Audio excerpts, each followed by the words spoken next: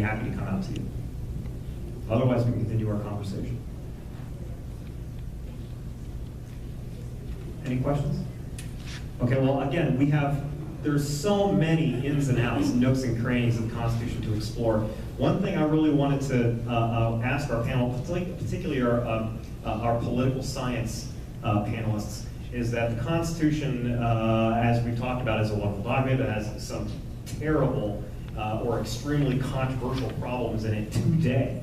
Rose, Bill, either of our history instructors, anything you would change about the Constitution today, what would it be?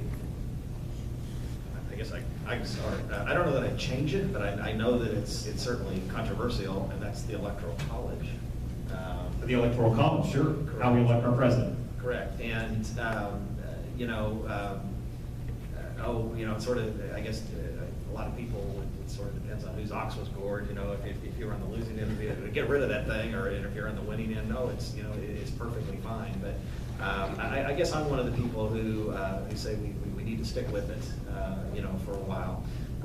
And the explanation that I always tell people is that, yes, it certainly, can have some strange outcomes where the person who wins the popular vote doesn't end up getting the presidency. But again, that's not shenanigans or tomfoolery. That's the way our system was put into place. But what I always tell people is I always think back to November of 2008.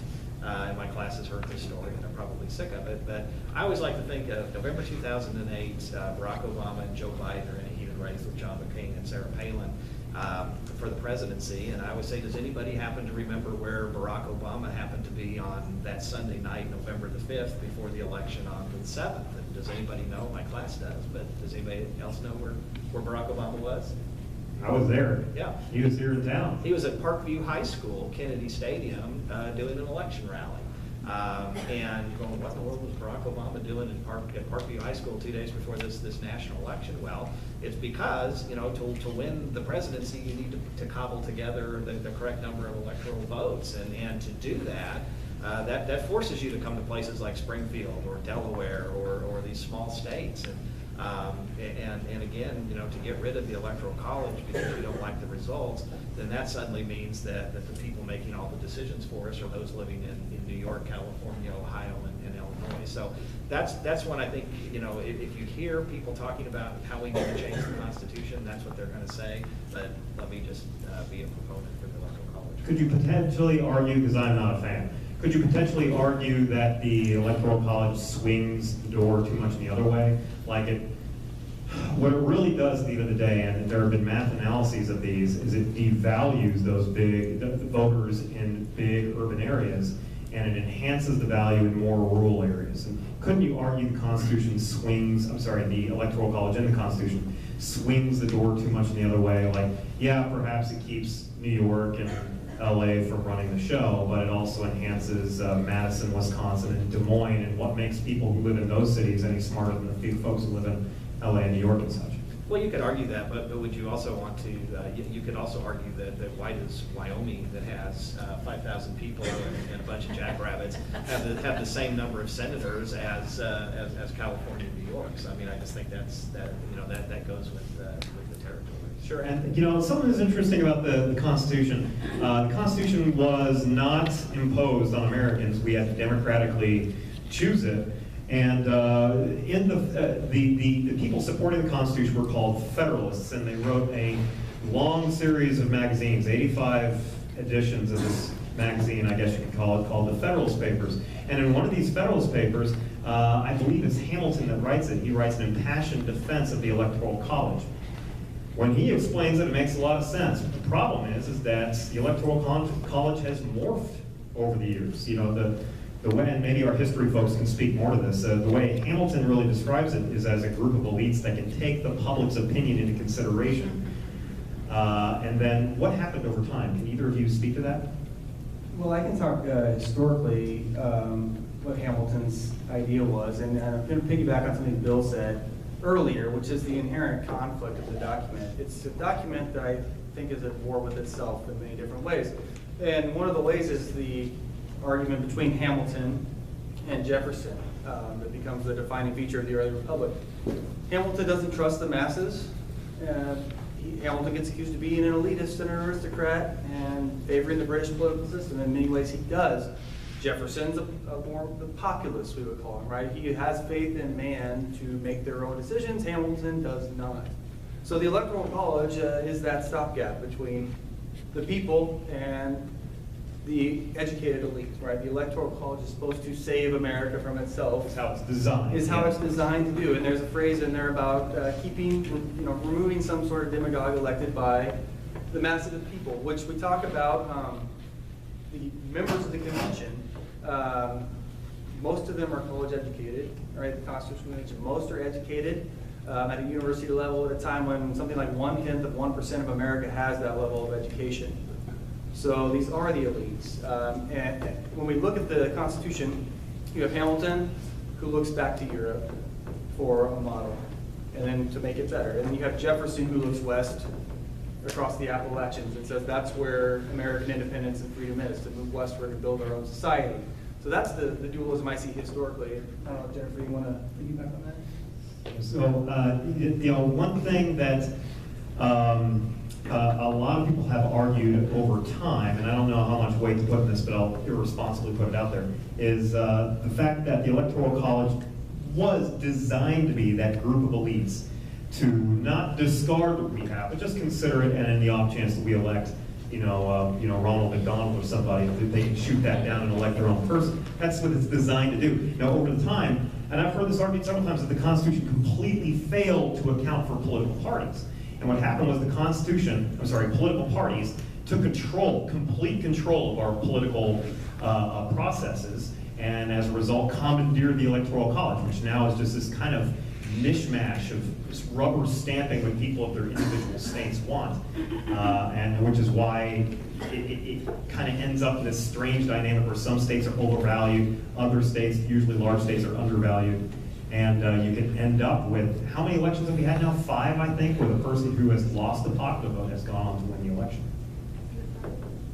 I think it's at least 4. This was the 5th. This was the 5th, I believe, yeah. But there is one sort of vague aspect of that in the Constitution in terms of the electors, and that's how the states will choose the electors. And there was a lot of fighting over that. You all know that more than I do in terms of the historical fights. But we sometimes think that the only power in the United States is in the Constitution. And while it is, my class, I say this, it's top dog, no doubt about it, but it's not the only dog. And states still have a lot of power that they can wield. And one of the things that's kind of sweeping, has been now at least, it really gained new fire after the Bush-Gore election, and the League of Women Voters has picked it up now, this idea that states can just form an agreement amongst themselves to not do away with the electors, because that's a constitutional change, but how they'll divide up those electors could be done by a state compact. And so you could more closely match the popular vote, thereby getting a closer chance that you wouldn't have this what we think is an aberration, which is not really an aberration, that you would have someone win the popular election and lose the presidency. You could reduce the chances of that, and several states have signed on to that. There we go again, Missouri. I don't think Missouri has, but it's an idea. What could we do short of a constitutional amendment to keep democracy real and relevant as we move forward as a society? Bill, how comfortable are you with money as speech? I don't really want to talk about that.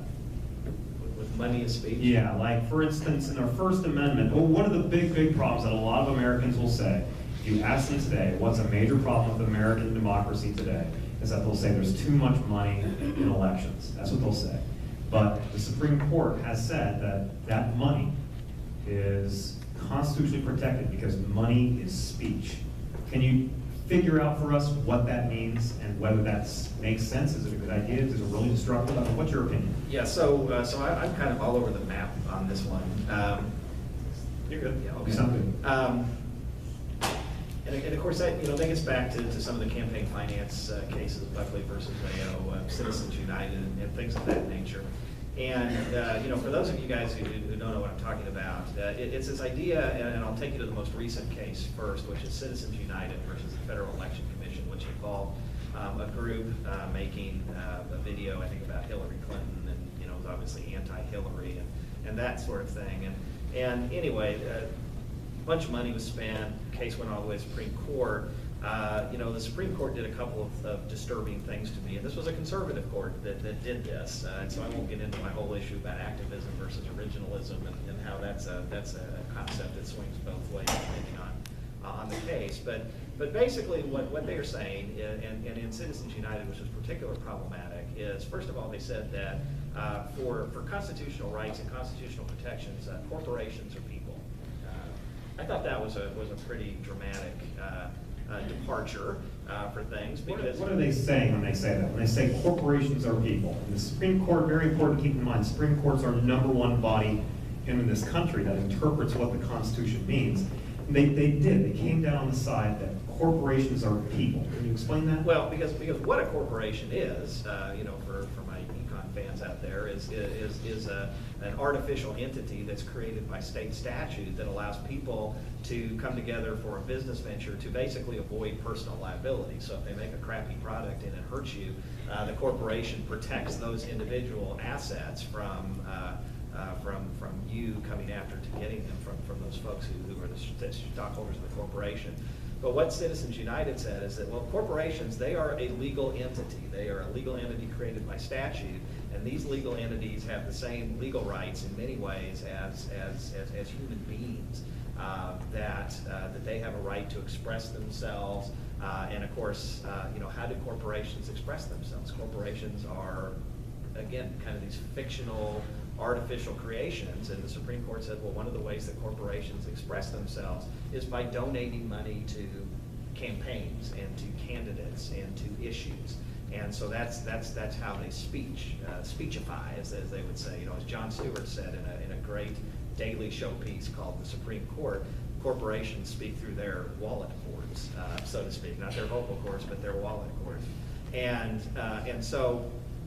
And again, they were kind of affirming an earlier Supreme Court decision that said giving money to candidates, and again, we know that speech is more than just words coming out of our mouths. Speech can be, I look around here and everybody's got stuff on their t-shirts. That can be a form of speech, giving somebody the finger in traffic, that's a form of speech. Wearing armbands, that's a form of speech. And the Supreme Court took that further and said giving money to a candidate or to an issue, that's a form of speech. And so, as we know, any effort to limit free speech, which is a fundamental right, has to be met with a compelling governmental interest, a very strong governmental interest to do that.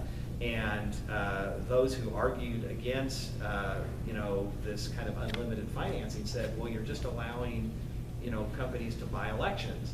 And the Supreme Court didn't buy that. They said the state doesn't have a strong enough interest to limit those rights. And so, Katie barred the door, and so, unlimited money now. Now, here's the reason I'm conflicted about that, is because I think it was in the 2012 election, which was when Citizens United first had its ability to be fully engaged in our election process. The groups that gave tons and tons and tons of money, none of their candidates won.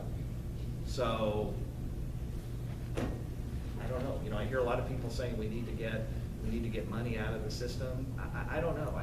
I don't think we need to get, if we want to reform our election system, we don't need to get money out of it, we need to get interest in it. Because again, where does a lot of that money go? A lot of that money goes to buy campaign ads. How many people watch campaign ads? Nobody watches campaign ads. So again, if you want to improve our elections, improve our candidates, it's up to you and me individually as voters and members of this society to inform ourselves and learn about the issues. I want to take this moment, open up the floor again. If anybody has any questions or comments, we'd love to bounce off you if you could. Sir? I'd just like to, you mentioned about amending the Constitution before. Sure. I would like to also talk about the second motive of amendment to the Constitution, which is in Article 5, which states where 2/3 of state legislatures can pass a resolution defining subject matter, and then the states can assemble a convention venue and discuss possible amendments to the Constitution as well. And full disclosure, Missouri State Director for Convention State Project. Outstanding. Full disclosure. So Outstanding. I just want to point that out, and thank you for having this discussion. Yeah.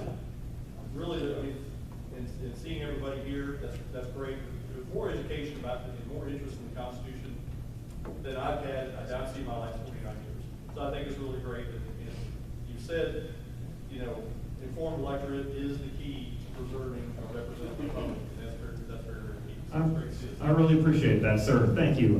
Did you have a question, Evan? Yes. I was wanting to ask about amendment number 13, 13, which is absolutely. abolishing slavery. I was Sorry, wanting to let me ask. just repeat that, just in case anybody hasn't seen the movie Lincoln. The 13th Amendment has abolished slavery. Go ahead. I was wanting to ask, thank you. What I was wanting to ask is, how did these big homestead owners that own slavers, how did they react to this amendment afterwards? Like, did they implement more benefit, like, did they try and keep on as many slaves that they could as workers instead of slaves? Or did they try and do new methods of production? Well, I will, I just want to take one moment to talk about the 13th Amendment, because it was real interesting that the moment we got our first openly abolitionist president, the South says, that's it, we're out of here. Because they understood the tide of the future was coming. They understood what the North really wanted to do was turn a whole bunch of these Western properties free and then basically box in the South and nick one state away at a time. And matter of fact, they proposed pushing decisions on slavery down the road to keep the slave states from seceding. But the slave states wanted absolutely carte blanche to continue conducting slavery. They didn't want to have conversations about potentially compromising on it, because they knew any tick forward towards abolitionism was really going to be it's going to be one drop in the bucket over and over again until eventually the bucket would overflow, and then the 13th Amendment itself, the 13th Amendment could eventually be introduced. Did you have any comments you guys want to add? Yeah, so great question. Yes, the 13th Amendment abolishes slavery, but just because the situation doesn't overnight improve for African Americans in this country, we're still struggling with those issues today, obviously. So the 13th Amendment has passed, and then you have a period of Reconstruction where you have federal troops in the South making sure that this amendment is protected and the rights of African Americans are protected. But just removing slavery doesn't immediately improve one's position, right? And as you mentioned, the majority of those slaves, those freed men now, live on the plantations where they were formerly slaves working for their former masters. The only thing is they are now renting the land, but they can't really go anywhere else. Southern states immediately passed a series of laws called the Black Codes in 1866 that removed many civil rights from African Americans. Now, the Senate passes the Civil Rights Act of 1866 to try to counter that, the very first Civil Rights Act in American history. But again, enforcement is limited. In rural Mississippi, for example, how are you going to enforce that? So the situation gets prohibitively worse in the 1870s. And when the federal government leaves in 1877, the clock is more or less turned back, I would argue, to a situation where blacks are in a system of a second-class situation, right, because of the lack of protection. So, jump ahead, please. Okay, so this is the 13th Amendment. Neither slavery nor involuntary servitude, except as a punishment for crime, whereof the party shall have been duly convicted, shall exist within the United States or any place subject to their jurisdiction. So what you have following the passing of the 13th Amendment is just like Mr. French was talking about. You have former slave owners who are wanting to keep their former slaves working for them. Some of them would rent the land, but you also see a massive uptick in these unfair black codes where people are unfairly arrested, black people are unfairly arrested, and then put in things like chain gangs where they're basically having to do the exact same work that they were doing as slaves, and now it's because they are prisoners, right, that they're not going to have that freedom. And so there's also another really fascinating documentary out there. It's called 13th by, I think, Ava DuVernay. That you're interested in learning more about the 13th Amendment. It's a very provocative look at how incarceration rates, especially among people of color, has really increased, and a lot of it has to do going all the way back to the 13th Amendment. That's interesting. We have just a couple more minutes if anybody would like a quick question. We'll field it. While we're waiting for any questions, since we do have a couple minutes left, I would like